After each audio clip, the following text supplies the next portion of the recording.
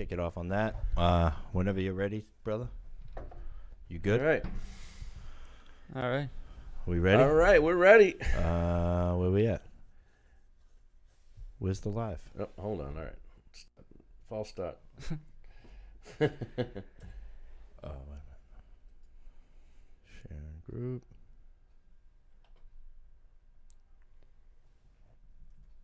Come on, fucker.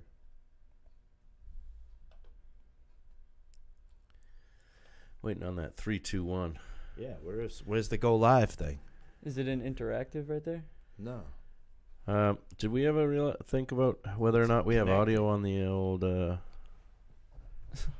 Yeah, I can see it. Oh, cool. Right there. Nice. I don't know what that. Oh, that's because it's live. What is this one for? That's Facebook. I don't know why it's saying this- connecting still. That is that right there is YouTube. Okay. So we're just live on YouTube right Yeah, I just went live on YouTube, and Nice. here we are with live on Facebook. No, it's No. not. Sorry. False start. Doesn't they do this? Football. Go to here. Again. Accessing your camera. Go live. There we go. now. Hey. Everything's still there. Boom. 3, 2, 1. 2, 1. Kick All right, we are live. We're back.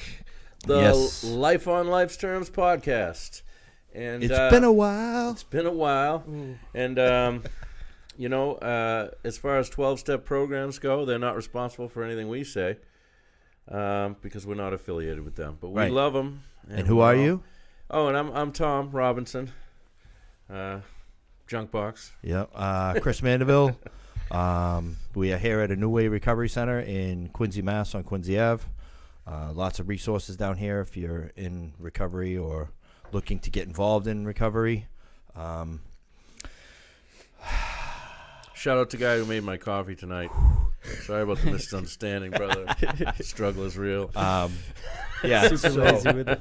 So, you know, we are the Life on Life's Terms podcast, and we are trying to bring awareness to everybody on addiction, recovery, you name That's it, man. And we need all the support we can get. We need people to subscribe. You can go to LOLTerms.com. You can subscribe right from there, or you can go to iTunes and look up the Life on Life's Terms podcast or Google Play. And please subscribe. We have, how many? 43? 44. 44 speakers that you can listen to. Yeah, at any So- time you want. For you to say you can't get to a meeting, I call bullshit. We bring a meeting to Yeah. your ear. A Recovery brand at new your flavor in fingertips. Hashtag recovery at Recovery in your your ear. fingertips. Brand new flavor of recovery in Yeah. your ear. Yeah, absolutely. And tonight we have Michael, who we say it every week. If you want to share your message and get your message out there and come out from behind the curtain, hit us up. Hit me up. Hit Tom up. Hit up the Life on Life's Terms podcast page. Yeah. We get messages, and we've had several speakers that way, and I think it's awesome. It's great. Yeah. So we're actually going to kick it over to him and let him share his experience, strength, and hope with us. Hope. And you guys. So, and if you guys want to interact and you want to ask any questions, feel free. Hit them off in the comment box. You know, like, That'd be nice. I'll Absolutely. probably Nice, stumble but I a few can't read times, from that so. far away, so that's going to be Yeah. on you, kid. I see my boy Joey joined a little bit ago. yeah. Shout out to Joey. I Nice. haven't talked to him in a long time. That's why we tag people so that, you know, we can get this out there. Feel you free to go. share. You can share it right now. Share this live video. That'd be You know? great.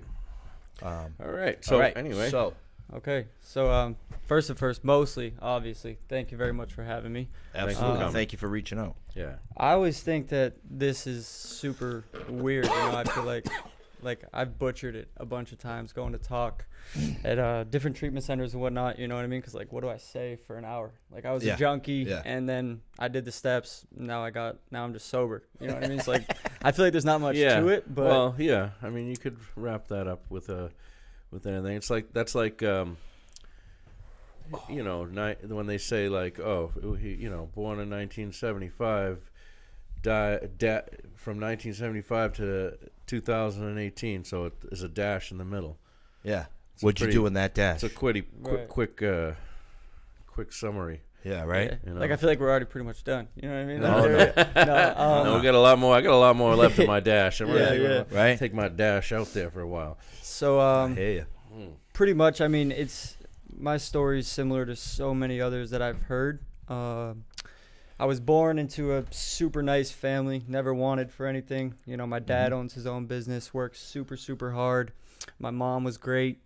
She is great. Right. Not past tense, so shout out to my mom for being great. But yeah, Nice. like I didn't want for anything. You know, my older sister's super smart. Just killed it in school, played soccer, all that good stuff. And I was always just kind of like off the hinges. You know what I mean? Like I was always, my mom tells me this, I don't know how true it is, but like if I would put my sock on, and you know how sometimes like the crease kind of fucks up a little bit? Yeah. I'd freak out and just not go to school. Oh, the seam across yeah, your toes? Yeah. Like I'd freak That was an out. And I'd be excuse like, not to go to school, was Yeah. it? 100%. You know what I mean? I wasn't into school. But what you're sharing right now means that it doesn't matter who you are or where you're from. Right. You're eligible for addiction. Everybody. That's and you right. hear it all the time. You know, I've been in Substance use detox with doctors, Yeah. lawyers, everything like that. Yeah. All the cliche statements. Yep. Yellow jail. Yeah. Yeah. From Park Street to the park bench, man. Yeah. So I mean, that was pretty much my childhood. Just always freaking out.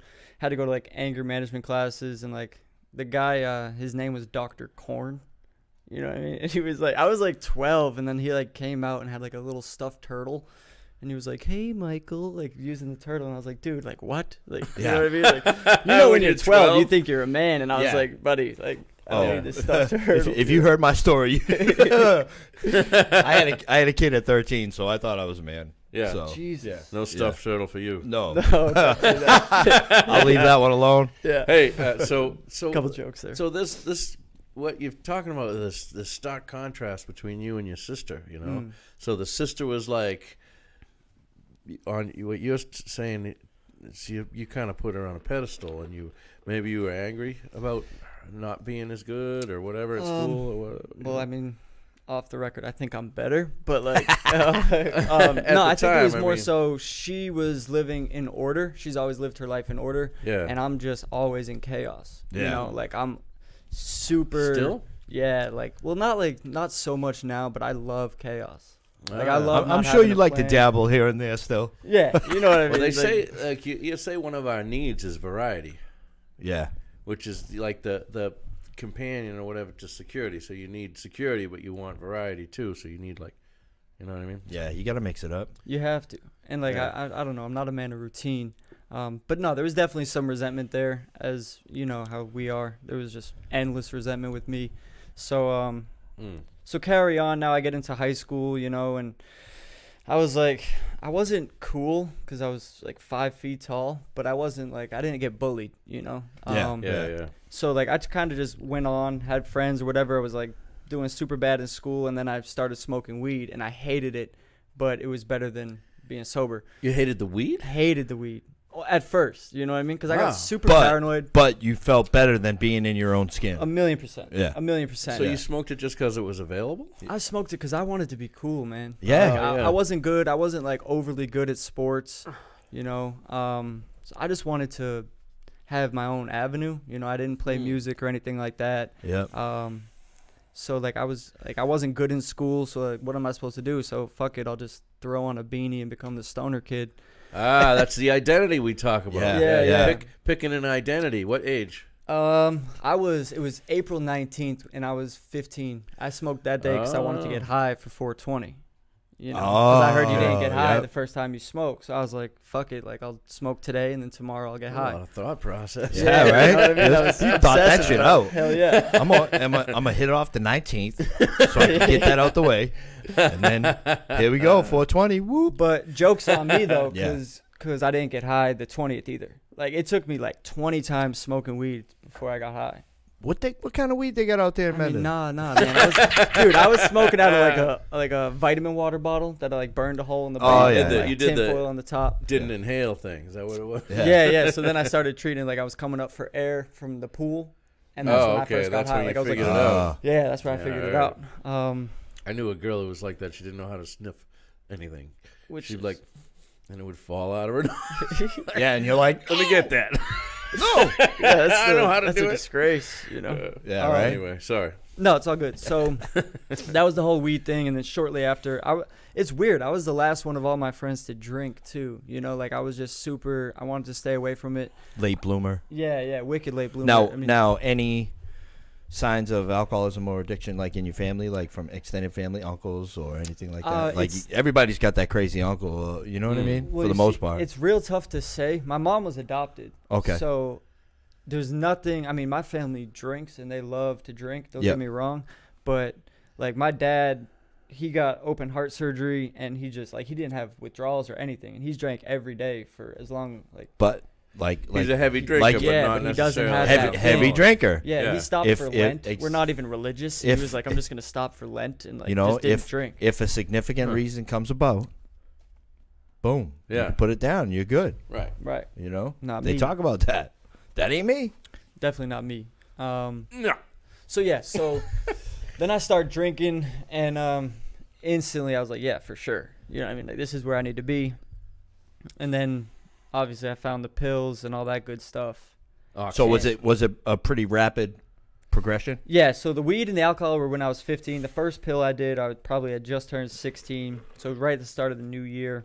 And then, so my mom had breast cancer, and she didn't take, they gave her like, I forget, like oxycodone, and she didn't take any of them. So like I found them a few months later, and I was like, okay, word. So I was off and running. Yeah. Me and my boy did it. Yeah. And it's funny because a few years back, there was a pizza place over here in Quincy on Hancock Street called the Alumni Cafe, and there was a billboard up there for a couple years, and the billboard said, "The monster is in your medicine cabinet," and it was like a medicine cabinet opening and a freaking pair of red eyes in there. Oh, yeah. And like I think I remember that. that's why they have all these prescription turn-in systems. Like you can go to Walgreens or CVS and get rid of your pain medication, put it in a machine. You can bring it to a police station. You know, a lot of parents don't know this, that's how a lot of kids get started. They go into their medicine cabinet. When I worked in people's houses and painted, like I'd be like, oh, I want to see what kind of person this is. Let me open up their medicine cabinet. Oh, they got anxiety. They got depression. Yep. They got a couple pain. Yeah, they got some pain going on. Hey, that takes You know? a lot of skeletons out of the closet. when you Yeah. look in somebody's med cabinet. Yeah, For exactly. sure. Yeah, now it's like I have like an obscene amount of Benadryl in my car because like when I go get tattoos, like it's good for your skin. Yeah. You know? So Oh, like, yeah? but I only do it once every 3-4 months. You Yeah, know? yeah. So there's just like packs and like somebody got in my car a few months ago and was like, "Why do you have all these?" And I was like bringing them to detox. You know what I mean? yeah, And I was right. like, I mean, what do you want me to say, bro? Dude, will that do anything? Yeah, right. Can I take some of that? Yeah, take 4 and pass out so then I can just get you here safely. Yeah, right. Yeah, so I mean, that's the whole pill thing. And then And how old was this? 16. 16. And I did pills. I mean, I got real bad. Like, I was getting high every day before school. Yeah. And then I was 19, and I'll never forget the day. It was payday. It was a Thursday, and it was in September, early September. And I was working. My dad, like I said, owns a company, owns a sand and gravel and a trucking business. So I was driving one of the rock trucks, and the whole day I was just fiending. 7 to 4:30, I was stuck in this truck, tiny little cab, about the same size as this chair, really. Yeah, right. And and I so I texted my boy, and I was like, "Hey, like, you want to get some perks?" I said Peter because we called it Peter, so like we're evading the cops. You know what I mean? Like super smooth, and and he was like, "No, but I can get something else." And I knew what he was talking about. Yeah. You know what I mean? But like, fuck it. So I said, "Okay, run with it." And I drove all the way to Worcester from Blackstone. Right when the clock ended, I drove all the way to Worcester, and then I started to do that every single day. Like I'd leave Worcester? work. Yeah, I'd leave Wow. work, and what I found out too.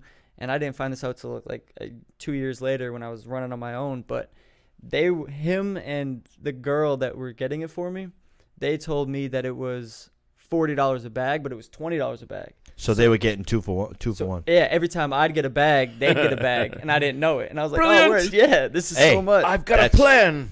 Basic economics, bro. Yeah, no, great business move. Yeah. And I remember joking And about you it. were happy rich. with the $40. Yeah, I was fine. yeah. You were cool with it. I was Sure. fine with it, you know.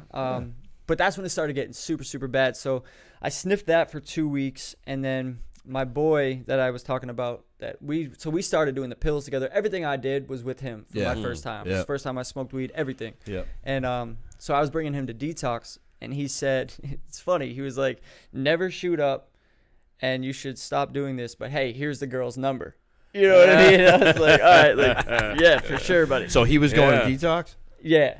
Yeah. And so then I obviously, the first thing I did that day was shoot up. And I said out loud when I did it, I was like, I found God. Like, this is how I want to feel the rest of my life. Yeah. And it was super great. But that's when I started stealing. I remember that. Oh, my God.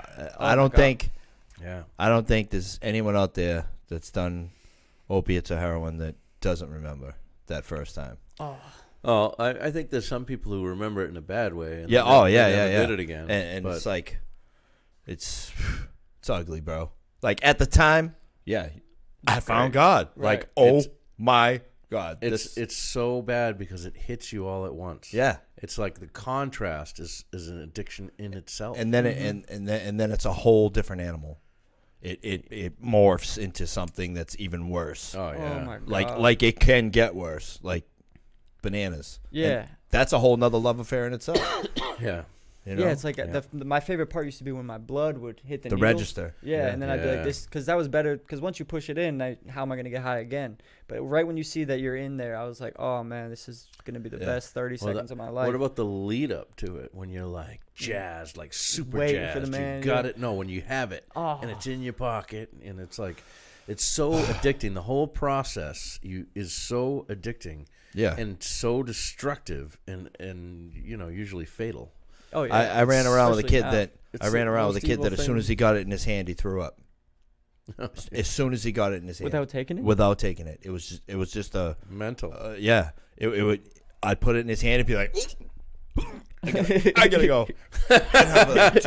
It was every time. You clowned him. It was every time. Oh yeah. Oh my All God, the time. dude. Every single time.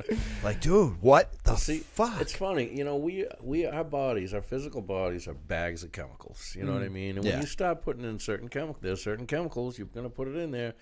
It's gonna change who you are, your thoughts, all sorts of stuff. Yeah. Changes everything. Yeah. Not for the better, but so then it was crunch time, and like the way I got caught the first time was super disheartening, because like Caught by family. Yeah. So like looking back, like obviously it's for the best, but like it was Super Bowl Sunday. It was the Super Bowl. It was a blowout. It was the Broncos played the Panthers, I think. Maybe not. Maybe it was one before that. It was 2014, that Super Bowl. Okay. And I had just gotten home and my whole family was over, but I had left my syringes like in my bathroom, like underneath the sink, way in the back. And my sister's now fiance had found them. And so I just finished getting high in my room, and I opened my door and I looked down the stairs, and there he was. And he was like, hey, can I talk to you? And I was like, yeah, like come up here. He's like, no, like let's talk outside. Now it's the middle of February, or the beginning of February, you know what I mean? Like I was like, everybody's going to know what's going on. I'm 125 pounds. Like my family knows something's up. At that point, like a dark cloud descends over your mind. So shitty. But I was like, all right, like we can work this out. You know what I mean? So we get outside, and then my sister started to cry inside, and my dad was like, what's going on? So my sister told him. Yeah. And I'll never forget it. My dad's a big dude. He's built like a silverback gorilla. You know what I mean? He's like 270. He's my height, but he's 270, like forearms like Popeye. Well, he's been working with rocks his whole life, right? Yeah. So he's not the dude to mess with. Yeah. Definitely not for me. And so he like walked out, and I'll never forget it. And he just told Joe, he was like, get the fuck inside. So did he even get to speak to you? No, Joe was just like, what's going on? Like we were talking probably 30 seconds. Yeah. And then it was get the fuck inside. And he like pushed me, like not like super hard, but against my Jeep that I had at the time. And he was like, what the fuck are you doing? And like there was like 2 seconds of I'm gonna lie, Yeah. And then like I just saw like he wasn't even mad. He was just really He was hurt. Yeah, he was hurt. Really hurt. Yeah. And I just broke down, man. And like he was like, why are you doing this? And I was so frustrated with it that I was like, can you just fucking tell me? You know what I mean? Yeah. Like, I don't know why. I don't know why. Right. You tell me why I'm doing this. Ooh, what an intense moment. Yeah, it was really intense. For both of you. So then the next day he like picked me up, and he got me in the car and he was like, listen, like, I'm either going to press charges for everything you stole or you're going to go to the Plymouth House in New Hampshire. And I was like, well, pretty fucking Shout easy out to the choice. P House. Shout out P House. Yeah. I know plenty of people that have been through there. that Yo, are Aaron awesome people. man. clowned me, bro, when I got did he? there. Oh, man. First thing he ever said to me was, I'd have to check your ID before I fucked you. And I was like, oh, my God, dude. It was ruthless. And then there was one day, like, I remember we were in, like, this big-ass group, and I had left. And I left to go, you know, take care of business. Yeah. You know what I mean? And then when I came back, he said to the whole room, he was like, oh, and ladies, like, if Michael's looking at you, like, he's not trying to be nice. He's just thinking about jerking off to you in the bathroom. And I was like, dude. Like, he was just read my mind, bro. I was bundled by that. But like, do you think like you're the first guy he's seen? No, definitely not. Definitely not. But we do think we're terminally unique. You know what I mean? Yeah, like, to me, I was. Yeah. But that's the problem, how old are too. you now? 24. Yeah, I was so- 19. 19 Oh, at so the you time, was so- a young buck, still Baby, wet I behind was- the ears, yeah. like the wind blowing. Yeah. You was all set. Yeah, you know what I mean. And like, I wasn't in the best state before. And you're that. getting sober, it's even worse. Oh, you buddy. know what I mean? It's like it don't take Oh, nothing. No, it was Yeah, real yeah. bad. It was real bad. But hey, he was accurate with it though. You know, like Yeah. it's not like he lied. Right, So right. shout out to him for that. That was beautiful. Calling you on your shit. Oh, 100%. he's cutting through. He's just being brutally honest. Yeah. which cuts through a lot. That's good. Coming Yeah, at my In ego. early sobriety. Yeah. Especially now too, like I've been doing so much work around my ego, because like that's the biggest thing that I have, like, even no matter what it is, but like mainly like if like my insecurities get called on, like my ego is just so sensitive. Hey, we don't want punch me in the fucking face, dude, but do not hurt my feelings. Right. Like listen, I'm coming up on 17 years, man, and it's still I'm Oh my- still the same fucking way, bro. Yeah. So shout out when you figure it out, let me know. Hey, Oh, man. no. When your feelings get hurt, it is a big deal no Yeah. matter what. But I think it takes more to get your feelings hurt. Yes, You know what I over mean? time, Over time. and work that you do, Yeah. absolutely. Like It's- you'll learn that. Okay, what's this person going through where they Right. want to hurt me? Right. That's exactly what I mean? right. Yeah, but I feel like and a lot of times it's like they don't even know that that's gonna hurt you, Right. and you Right. just get shattered, and like you're like, oh my God. But you ain't gonna let them know that. You're gonna come at them and fucking tear them up. See, that's what I flip that now. Yeah. So like now, like I let you know, like I'm super soft. Like that really bothered me. Yeah. You know what I It's- mean? Yep. Yeah, that's It was pretty, like- that's pretty good. I was having a That's good- that's a conversation on the good way thing. here with somebody, and we were talking about that. You know what I mean? Like, it's everything changes. You know, it all depends on how much work you want to do and how deep you want to get into it. But, dude, ego is not your amigo around here. No. Like, Right. it takes more people out, and I see it take out people that are doing the drill. You know what I mean? Like, Well, I think it's probably based in fear of not being okay and not thinking yourself that you might not be okay, and all of a sudden you think everybody thinks you're not okay, and then maybe you're not okay, and that's fear. Right. But you know what? A good friend of mine, who was a mentor to me for a little while, was teaching me about this way of thinking where you don't have to identify. His name's Mike Cavoni. He was on the show. He's a good guy. You don't have to identify as your thoughts. You are not your thoughts. Yeah, it's like Thoughts just happen. If you try to meditate and not think, what happens? You think. absolutely. all the time, Like, the whole it's not quieting your mind. It's not running with your mind. That's right. yeah. Like, it's identifying it, letting it move on. Right. And You know? after a while, you get a little space between you and your thoughts, and you start to realize, ooh, there's something else there Yeah. that's actually me.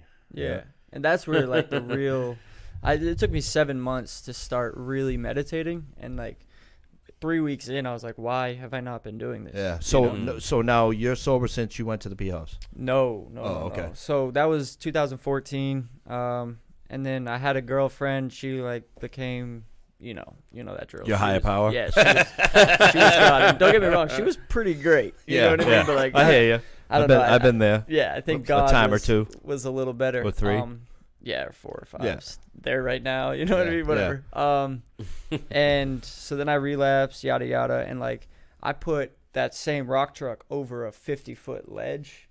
What? Yeah, like last You load on a survived? Friday. Sadly, man, at the time I was super sad about it. I was like going down last load on a Friday, Hey, it's like when you go snowboarding. Always the last run, you get fucked up. Oh no! For me, anyways. Snowboarding, I don't go heel or toe side. I just go straight. Yeah. Until I'm like, this is way too fucking fast, and I just fall. You know. But did you do it on purpose? No. So the whole day, like, you have to back up to the excavator, and the whole day was just a straight shot, and then you just pull straight forward. But then the last like 5 or 6 loads, you had to turn real hard at the end.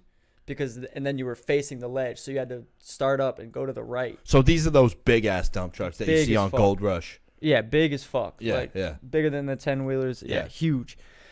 And like I was on Snapchat, and like this girl Snapchatted me, and like I was like, oh, like, you know what I mean? Like, I'm the man. And I was just gonna go get high and then hang out with her and last for hours, be a rock star. Good for me. And then I just looked up, dude, and I was just going, and I was like, fuck. Please let me get hurt. Were they loading the truck, or were you driving away? So he just finished. So he went beep beep, and I was like, oh, where? So I just took it out of park, put it in gear, went, and like just forgot that you had turned. Yeah. So now you're like, foop. Yeah, just going over. And the whole way I was like, please let me get hurt, you know, like. And of course nothing happened to me. And then I just see my dad's truck flying out, and I was like, no, dude, this is bad. And he lost his shit on me. And I told him I hold the record there for the most money cost, you know. Which is good. It's probably big rough. Yeah, like at least I have a record there for something, you know. Yeah. So then I went to the Miller House down the Cape, and I was there. So you crashed the truck. Your father was obviously irate. He said, you must be using again, and you said, yeah, I'm using again. It was he knew I was using, but like he still, I don't know. He played everything super good. You know, like he was like, you just got to move out. So he didn't give me the ultimatum anymore of treatment or not. It was, you got to move out. Yeah, tough love. See you, buddy. Right. And so then I was like, once I moved out, I was obviously not capable of that. So I texted him one day. I needed to go back and get some help. Went to Gosnold, went to the Miller House. And then I had this brilliant idea. I have my best friend, like, ever. She lives in South Carolina. She goes to USC. And I was like, well, I'm just going to move down, live in a sober house near her, and, like, we'll just kill it. You know what I mean? Like, she'll introduce me to all her girlfriends, blah, blah. And I went down there and, like... It's a reoccurring theme. Yeah. Going on here. It's a problem, you know? Used to be, at least. Hey, they got fellowships for that, too, bro. I know. We're going to have to talk. You know what I mean? I'm going to need that number. But, no, so I was down there, and, like, honestly, man, like, one of the best times of my life.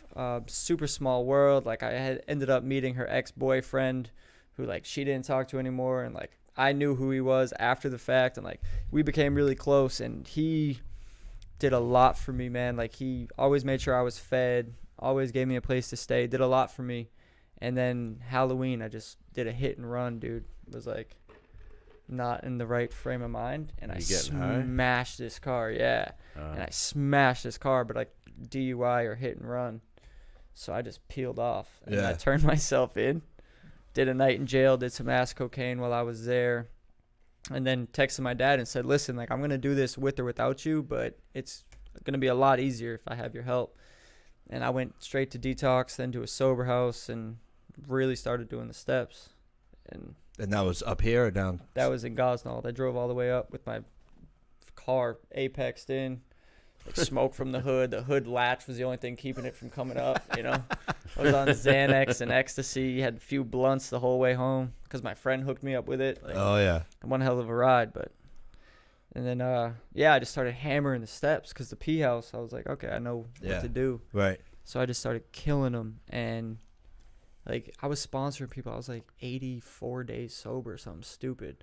Sponsoring might people. Be a little to take on at that point, but who knows? Who's but, the judge? I mean, people were like, hey, like, the way I was looking at it is I made it through. I did a step a week, and then now I'm here, you know? So what can I? And I was driving all the way to Worcester from Falmouth to meet with my sponsor for 15, 20 minutes, and then driving all the way back to Falmouth every week. So, like, I was hungry for it. Yeah. Yeah, that's willing right there. Yeah, exactly. You know what I mean? Real hungry for it. And then I started hitting the steps. But I think, I don't know, dude. Like, it's weird. Like, I have a weird mentality with sobriety now. Like, you know what I mean?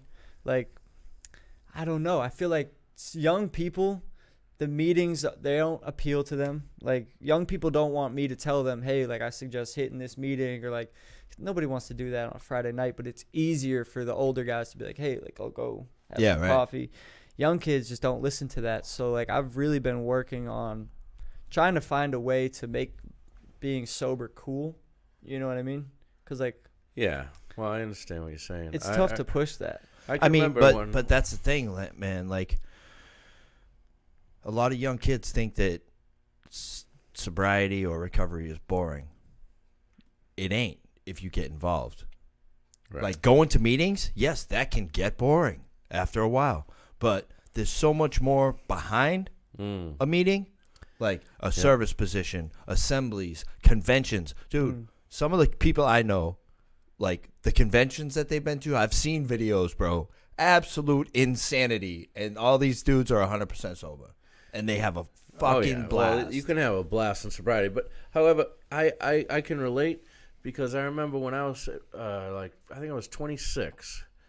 And me and my girlfriend, who was an alcoholic, went to a meeting. It was like a step meeting.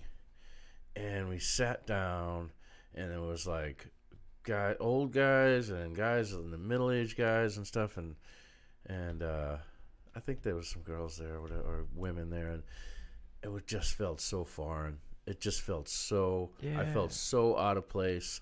I was just like, this is not for me, and I just jetted. I just left. Yeah. I was like, I gotta go, and I just left, and she followed. Like, I can't do this. You know what I mean? But it wasn't until the gift of desperation when I went back. I mean, this is just my thing. When I went back in to detoxes again and again and again, because you're not there, you know, to hear a message. You're there to save your ass. You know what I mean? So yeah, I mean, you're not there to have fun. You're there to save your ass. But there is fun to be had in sobriety, 10 times more than there is. But I had the same thought, because you know, my first thing. When I first started thinking about this, I wanted to make a company called Recovery Entertainment, and I couldn't really figure out what I wanted to do, and that's kind of how I came up with the podcast idea eventually. Yeah, right. You know, but there is a need to accentuate the fact that people can get together and have more community. But there is a community. There's the conventions and all this stuff. But also, like, you know, shout out to Megan Perry. Like, oh yeah, that's fantastic. Dude, they have like storytelling workshops, and like they go to schools, and they like put on these plays to like show kids like that are, you know, up and coming, that this is what's going to happen to you. Yeah, you know what I mean? Story if you do some research, like, there's so much stuff out there. There is. Well, the we thing need to get a word out too. Actually, one of our guests that's going to be on soon. It's 24hourpower.com. They have Recovery Graffiti, and on December 5th at Buffalo Wild Wings of Brockton, going to be doing Recovery Graffiti, and she's on here the next night. So. Oh wow, is that inside? Yes, inside, and they get to do it once a month all winter in there. Wow. So cool. You know, if you're around on December 5th, Buffalo Wild Wings, woo woo, a little in Brockton. Yeah. Yeah. So I'll put up a link at some point. Rabbit hole we went down, but that's all good. Where were you? So like, yeah, I mean, I'm pretty much there. Like, I took a kid to a meeting 3-4 nights ago, and the only things I heard, man, it was like, oh, like, I can't go home for the holidays, like, you know, like boo-hoo and like sob stories, and it's like, to me, that's killing people when you do that. To me, it's killing somebody to say, or like even people that aren't recovered to say, oh, this is the hardest thing you'll ever do. You know, like, to me, like, no, the fuck it's not. Like, you do the steps and you really want to change and you really want to grow. This is the easiest thing I've ever done. You know, like, once you get through that initial, damn, like the physical withdrawal and that like depression that kind of simmers for a little bit, like, and you're just hungry for it, man. Like, I think it's killing somebody, because this kid never wants to go to a meeting again, because all he heard was, this is the hardest thing I'll ever do. I can't even go home for the holidays because I relapse every time, you know. And like, to me, that's crazy that we're Yeah. encouraging people to go there. Good meetings are a different story, you know, meetings that are like step based and people talk about that. But so how many times do you go and all you hear is like my cat puked and like I was upset so I got high, or like yeah. Well, I guess sometimes people speak up and trying to let their emotions out. But I mean, that's kind of more what a sponsor is for. You know what I mean? Yeah, yeah. You're right. And like yes. recovery, like Or a counselor. right. Therapy. Recovery isn't hard. no, You know, for me, Getting trying to sober. stay off fucking that was hard. Yes. Like I didn't get high for years. I maintained. Like I wasn't sick. That was it. And Right. it was 24/7, 365. Never fucking stopped. You know? And to come in to sobriety via Plymouth House Correction, via Project Turnabout, like, dude, to wake up and not have my first thought to be like, did I save my wake up? Where do I gotta go? Who am I gonna rob? How is the guy on yet? Like, right. oh man, like to not wake up to that? That's the best. Absolutely. I can understand what where your sponsee or whatever your friend would be coming from. Yeah. However, you know, you can't always say, oh, it doesn't work. You can see that it works. And when you get that gift of desperation, when shit sucks so bad, you're willing to do whatever it takes, then you can get sober. I mean, I'm gonna be honest, it was one of the hardest things I ever did, shattering my ego. Of course, I got sober when I was 34. Yeah. Right. So, I mean, and I had been shooting dope for 10 years. You know what I Right. mean? And I was a mess. You know what I mean? And, Pretty badly mangled. Yeah. And it was incredibly hard. I had to shatter my ego. I had to deconstruct myself. You know what I mean? It was Right. but I had to go away to treatment for that. I had to be in-house. I was in-house 9 months. Yeah. You know what I mean? So it wasn't, you know, I couldn't just go to meetings. And maybe, you know, maybe there's something to be said for, you know, picking the meetings for the people who are going there. I don't know, but you know what I mean? Pick the right meetings to go to, right? Yeah. Certain meetings, maybe there are people there using it as therapy, and maybe that's not, you know, the best, I Yeah, guess. But it's, you know you got to remember we're dealing with alcoholics here. Right. And not everybody's treated. Not everyone's working the steps. Not everyone's in a solution. my shoelace broke today, and I'm Yeah. so upset about Yeah. it. Yeah, and like, But those are that's the people that are talking though. Yeah. Yeah. Yeah. You know, like- so that's when you raise your hand and you friggin' But then you know, everybody looks bring at some me life like, to it. Okay, what do you say even like around like my family and stuff all the time? Like people will be like, "Oh, like I know every day is a struggle." Like, what do you even? You said you've been sober 17 years, right? Coming up, yeah. And you got sober at 34, so I don't know how long that is. Coming up on 14. Wow, I didn't peg you for being that old. You know what I mean? But yeah, like so, Thank like What are you saying, say? kid? No, I mean, bad handsome, No, I'm bro. just- You know what I I mean? was just fucking around. I thought you got sober at 17. Yeah. Yeah, there you go. There you go. Good Nice recovery. recovery. Nice recovery. Hey, man. Michael, good recovery, Kimball. Yeah.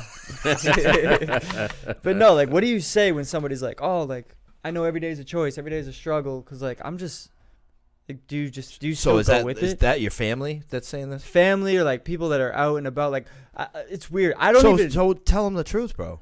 It's not a struggle every day. Yeah, but like, there's around here. There's meetings for family. Like, if they want to know anything, they want to go through the steps. They can go through the steps. Look up Family Restored, and that's and they don't have to be addicts and alcoholics. yeah, it's like a life solution. Yeah, really. It's like- absolutely, dude. If the whole world could go through the 12 steps, I mean, they could. We just live in a lazy Yeah, ass yeah. society. Yeah, You know what I mean? you need a lot of motivation. But hey, you know what? Every day is not a struggle, and sometimes sobriety can be fantastic. I mean, some people have more of a pink cloud than others. Yeah. You get this pink cloud, Yeah. and you're so happy just not to be shooting dope or drinking every day or whatever it Yep. is. And it just feels great, like the whole world's new, and it is. It's great, you know. And then other people like myself, and I was lucky I had people who were on a pink cloud around me. yeah, right. Because I was like, I'm gonna stay sober, whether I have to be miserable for the rest of my life. I'm gonna do whatever they tell me, and there's no way I'm putting another thing on my face or in my arm or anything like that for the rest of my life. I'm going to put one foot in front of the other, and I don't care. And I was just miserable. Yeah. And then they'd be like, yeah, well, everybody's coming up back after the meeting to our house. We're going to play Texas Hold'em all night and drink Red Bulls. And I was like, all right. And then I end up having fun. You know what I mean? There's a lot to be. But when did that change, though? Like, did it change with the meetings or did it change with the steps? Well, I changed just over time. Small increments. And, yeah, working on yourself. Yeah. Working on myself. I worked on myself quite a bit, so. Yeah, and for me, like, it wasn't just step work, man. It was counseling. It was, you know, religious things. I went through a thing called Cursillo. Yeah, I went to Cursillo, too. Like, because I knew. Shout and out I had to heard. the Holy Cross Retreat House. Yeah. I knew and I had heard that if I wasn't growing spiritually, that was it. That would be a wrap. Toast. You know? Yeah. And, Daily reprieve. Trust and believe. Contingent on I our ran spiritual around. condition. I ran around a 12-step program for 7 years without doing any work on myself. I did AWOLs for 4 years in a row, That's and I work, lied. I told people I maybe did not. a fourth step, and I didn't. Like, yeah. you know, God graced me for a long time. But I got to a point where they talk about in some literature, I was at the jumping off point. And this is sober. 7 years, and I'm contemplating hanging myself. I got all the stuff back that I thought was going to make me feel okay, and it didn't make me feel okay That anymore. ego, like you Yeah, said, my man, son. just I like had my son motherfucker. back. I had a car registered and insured in my name. I had a house that I was renting that was friggin' on the water. You know what I mean? Like, but I hadn't changed. I was just abstinent. Right. You know, I was still buying hot shit. Like, you know, I was. You know, it just. But I think that I you didn't still change. had changed somewhat. Yes, I had changed enough, just enough. Yeah. But I don't want to live like that. Right. You know, and it happens. You know, I'm writing a 4-step right now. You know, Really? Because pain got great enough. That's when I change. When the pain gets great enough. You know how that's when I'm willing to do something. So. And the steps is like what you revert back to because that's what you know. Yeah. So like I don't know the people. So okay, so like here, I got sober, right, and I hit meetings for a little bit and I did the steps, and now it's like I do the steps like I do 10, 11, 12, but I don't do 12 the way AA says you should do 12. You know what I mean? Like I do, like I help people wherever I can. I'll sponsor somebody for sure. Yep. It just doesn't come up that much. But like now I'm moving away from drinking, but I'm also moving away from the steps in a way. You know, like I don't want to be boxed in between these 2 points of steps and relapse. Yeah. So like it's like, you know what I'm saying? Yeah. So, no. I understand. There's lots of ways to work on yourself. Yeah. Listen, and like I feel like the old timers, no 12 disrespect, tend to be like, yo, 12-step you're programs don't have a monopoly on recovery. That's right. Like, bro, there's yoga, there's meditation. Yoga's there's the best, dude. Listen, look, I think is it Wim Hof? Wim Hof, yeah. Hey, What's that? have you done the Wim Hof method? A little bit, not really. Dude. I haven't. You gotta buy it. I want to buy it. No, you don't have to buy it. It's free on YouTube. He's got the way. Oh, he's got some videos on YouTube. I've You watched. remember, you remember when you were a kid and like you do the deep knee bends and you stand up and your boy push on your chest and you pass out? Yeah. That's basically what you do. But what you're doing is you're extremely oxygenating your body, and it changes the chemistry in your body. Bro, it's a spiritual freebie. It's good, yeah. That's crazy. It is. It's like The kid that's taking me through the work showed it to me the other night, and I was like, bro, I was like, what? You suck air in as deeply as you can, and then you just kind of relax. And then you do it again. Suck air in. So you don't blow out hard. No, you do it. Just You're keep supposed to do sucking air 30 in. times, then you stop. Then you do 30 times, then you stop. What does it do? You get the oxygen in your body that you're supposed to have, and your hands go numb. You can lose consciousness, like the guy tells you. No, That's crazy. Wim Hof. He. You know, there's a lot of people who do this type of thing with meditation. What he said when I saw him when I listened to him on Rogan, he said that like they get too complicated with it. Yeah. So it's just this breathing thing. Now he has 25, 26 world records having to do with like Hey, cold and ice and stuff. He's been in ice cold water for 7 hours, but doing that breathing, you generate heat inside your body, and you don't feel cold. That was on that commercial where it's like, it was for like electric underwear or some shit, and he's like running through the Arctic, and then he jumps into the water, swims. Probably, like, it probably is him. Hey, he's been on Everest. He climbed Mount Everest in a pair of shorts and a pair of boots. Yeah. Yo, but all the while doing this breathing method. I don't know if I trust that, dude. That's crazy. Listen, I'm telling you, it's been well documented. Wow. Yes, you can do some research. There's apps on it. Anyway, there's a lot of stuff you can search out and seek out. And then that's the thing. Like I'm reaching for whatever because I need to grow. I'm gonna go, man. I don't want that.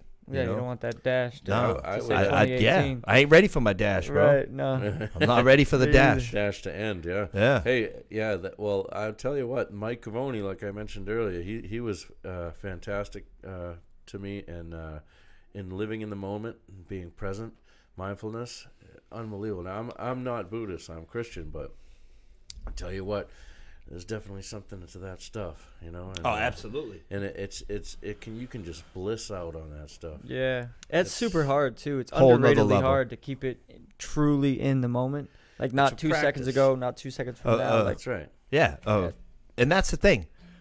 If you never live perfect in the now, never. if you live in the now, nothing bad happening. That's what I. Life is great in the now. I was like, right now. It's yesterday or tomorrow that we get all fucked up. That's right. Yeah. Right now. Everything's gravy. Right now, everything's awesome. You spend so much time thinking about. Like spend so much time thinking about yesterday and tomorrow that you don't realize really what it is that's going on right now. You know what I mean? I can sit there in line at a coffee shop waiting to get a coffee and just try not to think about yesterday, tomorrow, what's going to happen 5 minutes, what I'm going to order, and just observe. Just concentrate on breath and observe what's going on, and it's just like you just bliss out. It's just such a good feeling. Yeah, you're not worried. You relax. Yeah, that's just getting harder and harder now too, though, with like the phones and just everything's instant gratification. It's friend me on Facebook, dude. I share some like shit that hits me right between the eyes. Yeah, where do you get all this stuff? Dude, I just find it. I don't know. I'm sitting in a truck all day waiting for street sweepers to dump, and then I go dump. So I'm like, dude, Trent Shelton, dude. Why don't you take that time to just observe, live in the moment, man? I do. I sit there, I meditate. I meditate. I share it so that other people can get what I get out of it. You know what I mean? Well, that's the thing. There is time for all of it. Sometimes, I work a lot, and then when I'm at home and if I'm doing restoration projects on my house and all this stuff, it's like, you know, all that's running through my mind is like 1/2 inch, 5/16. You know what I mean? Yeah. You know what I mean? About 1/2 inch. Yeah. You know what I mean? Stuff like that. You know, I might think past the ketchup or something. You know. Yeah. But I mean, you gotta consciously be proactive about it. There's so many other things that you can add to your equation. Right. You know, like I don't know what has worked thus far for me. So I try not to remove anything from it. You just keep it all going. If anything, I try and add to it. You know, and like now I have my daughter, you know, and like to be responsible for her and to, you know, I have to think like I am her representation of who a man is and what a man should be. So now let me ask you. That's right. Do you still go to meetings? As much as I can, yes. How often is that, like, typically? I mean, for a while there, it was just my home group on Fridays. But like one every week. As much as I could, yeah. See, that's like, I kind of did it the opposite of you. Like, I added a lot, but I was also like, okay, like I'm gonna really, because I did the steps. I'm working on myself. I'm doing the steps. I'm growing spiritually. So I'm gonna remove the meetings. Yeah. Because there's more that I can do with this hour. You know, so I feel like, and like I'm still here. It's been 2 years since I have alone chosen to go to a meeting. Yeah. You know, but like I hear people all the time saying like, "Oh, you're fucked, like you're doomed." And it's just like I don't. That's not it. There's everybody's an individual. Right. But I mean, if you're in trouble, meeting might be a good place to go. Yeah, and like that. The thing is like, where are you gonna find a newcomer or someone that needs the help?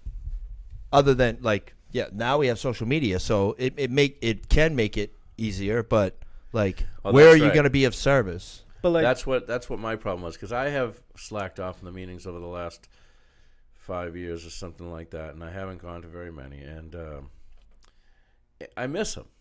you do? Yeah, once you get out of the schedule. But I mean, when you join a group and you have friends in that group, and you're involved in their lives and you're hearing their stories and you're enjoying seeing them. Yeah. It's good. Hey, some of the people I've met in meetings and in recovery are like family. The most like, genuine. I am so like involved in people's lives, and there's been times when I've pulled away, and it's just because of my own things. Right. You know what I mean? But Yeah. like, if it wasn't for those people, man, I wouldn't have got through some jams that I was in. You know what I mean? Like you're talking about this person saying that they can't go home for the holidays because they get high. They don't have to fucking go home. They can go. There's alkathons. If they network and they build up a fellowship about them. But see, I go to the you don't have to fucking get high. You know what I mean? Right, but someone who hasn't done any work or is still caught up with that junkie mentality, they still don't. Like, we lost the power of choice. Right, but the steps get rid of that. And so why go to meetings if they don't? The steps don't get rid of that. Your higher power. God gets rid of that. And if they don't have that yet, you better get fucking cracking. Okay. Yes. So I mean, So if it's been 4 years, and the thing is, like, you not going to meetings and all that stuff, you still pray. You still talk to God. You still have a higher power. I love to meditate. I do more of that, but I still So you're listening. You know, like the 12 steps don't have a monopoly on recovery, like I said. But for me, if I ain't practicing them, all my old shit comes back. Right. That's for me. I can't say what works for you. No, I mean, you know my ego is still there. You know what I mean? Like maybe you could be 100% right. Maybe I'm just choosing to live Jimmy a Bradley. life of, that spiritual ego. we can be egotistical spiritually as well. That's true. Like, I'm the fucking man. I meditate every day. Yeah. Fucking 5 big books under my arm, 27 sponsees. Oh shit. Yeah. Neglecting all of them. Exactly. And then what happens? Right. You fucking sticking a needle in your arm. Hey, you know what I mean? Man, it's whatever works for you. But I think that if you haven't had a home group and made those connections, I think you're cheating yourself out of something. Yeah, I did. I did when I first started out when I was down in Falmouth. It's fantastic. Yeah. Yeah. There's dude, going down the Cape in the summertime, dude. Oh, buddy. For commitments and shit, bro. I mean, it would be different now, of course, but like when I was there before, like I was not there for the meeting. You know what I mean? Yeah. Yeah. Well, that can be. And that's like that's the shit that pulled me out every other time. Yeah. So like. Yeah, that's like the stuff, dude. Some of the best times I had were like driving to a commitment. You know what I mean? I'm driving a O.J. Simpson Bronco. I stuffed as many people as I could in it, and we got 5 other cars following us. And I make a wrong turn, and it's like, everybody, U-turn. And we're fucking laughing our asses off. Right. Like, and this is before I did any work. Like, fellowship kept me sober for a long time. You said 4 years? Right around there? 7. 7 years. Oh, yeah, 7. yeah. Jesus. Yeah. For a long time. Blessed. But so you don't Absolutely feel like... blessed. I don't know, like, the way to put it, because, like, I'm not trying to, like, come at your guys' program or anything. No. I don't feel that way. So you don't feel like you're boxing yourself in by, like, Friday night for an hour, like... No, because that's my people. Really? I feel like I'm boxed in when I see do that. The, and you the never thing box is, yourself like, in. I may not be able to reach out or just, like... It's hard to ask for help sometimes, but I can show up there and people look at me and go, what the fuck's wrong? Yeah. They can see it. Yeah. Because they know me. Yeah. I've let people in enough to know who I am and what I look like when I'm okay and what I look like when I ain't okay. Right. You know, and I can do the same thing with them. You know, hey, PT, what's going on? Yeah. Oh, nothing. What's really going on? Right. That was the thing at the treatment center we went through. You always ask someone twice because they're gonna lie the first time. What's up? You okay? Yeah. What's really going on?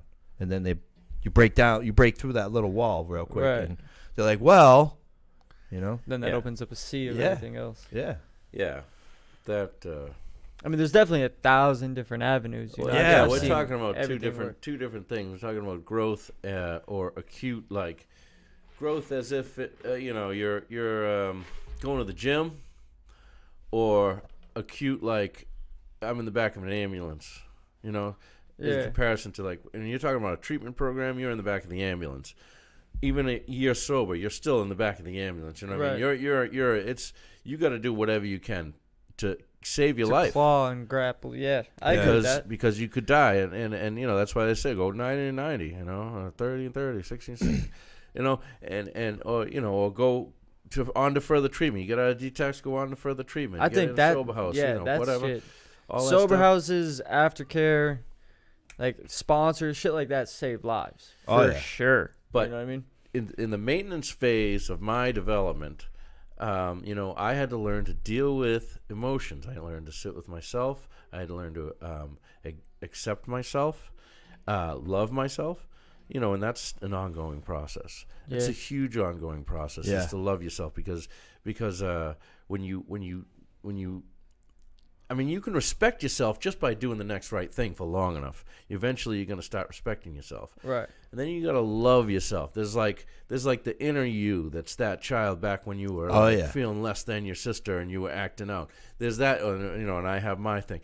And there's that inner me where I have to like, and Mike helped me with this too. I keep mentioning Mike, but Shut up, Mike. Good dude. Hey, he is a great dude. You shake hands with that person. You give them a hug, Yeah. and you start to love yourself. And that's a maintenance. And then you just grow from there. I mean, spiritual growth stems from being okay on the inside.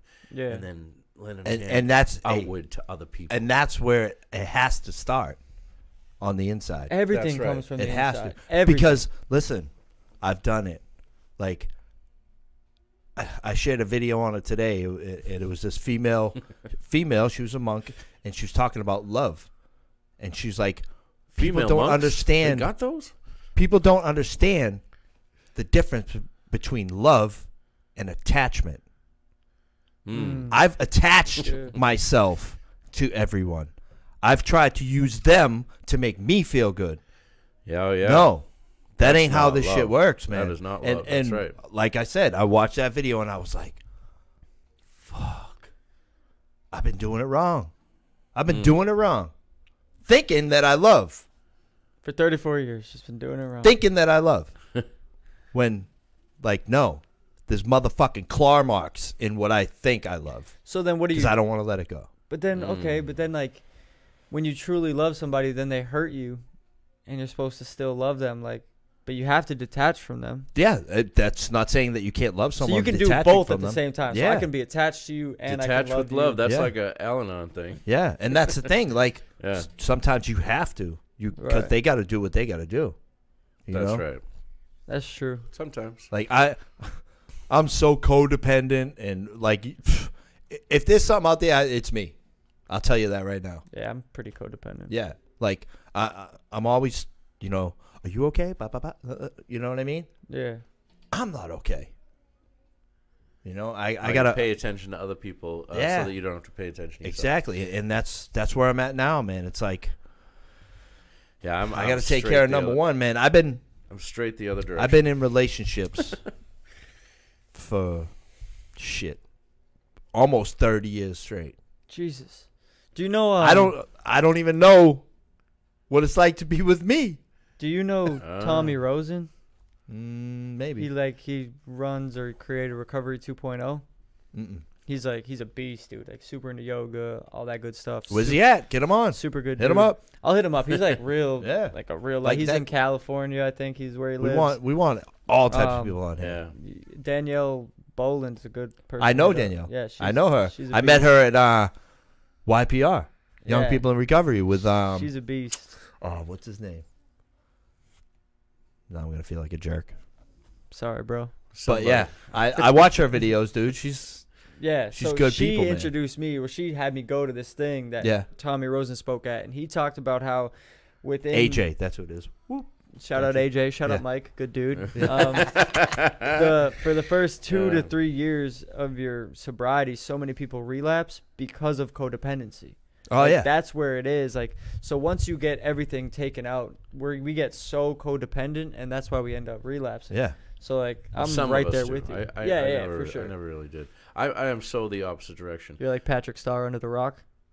What? SpongeBob, dude. I don't know SpongeBob. What? But I'm totally the opposite direction. Like, I don't want to take care of people who are adults. I just, I've always been like attracted to a woman who's like really independent and got her shit together as much as possible. You know what I mean? Yeah. And my ex was like a mess, and I was like, and I what I do is I just like go off into myself and just try hard to do my stuff, and that's a problem too. Yeah. Yeah. In the opposite direction, I'm just like thinking about me and oh, how can I grow spiritually, and I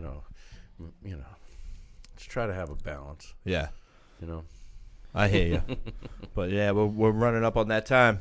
Oh yeah, here we are. We did it. See, I go told by you. quick, yeah. What did I say about it going by quick, See, right? when it's interactive like this, it's a lot different. We go down all these little rabbit holes and shit. It's not when you're in front of a big meeting at the podium. There's that silence. Yeah. Yeah, Like- it's super weird. Or like Yeah, you say right. a joke and just get boy. crickets. You know what I mean? That's the worst. Yeah. And then it's like 15, 20 seconds later, you hear someone chuckle over the corner. It's like fucking. And they're threw laughing at a- you for being quiet. Yeah. A fucking grenade out there. You know what I mean? Oh, fuck. So. All right, so this was the Life on Life's Terms podcast. Thank you, Michael. That's you. Michael. Yes, Michael, not Mike. Michael Not Mike. specifically. Thank you guys very much for having me. Yes, LOLTerms.com. LOL Terms. iTunes, Google Play.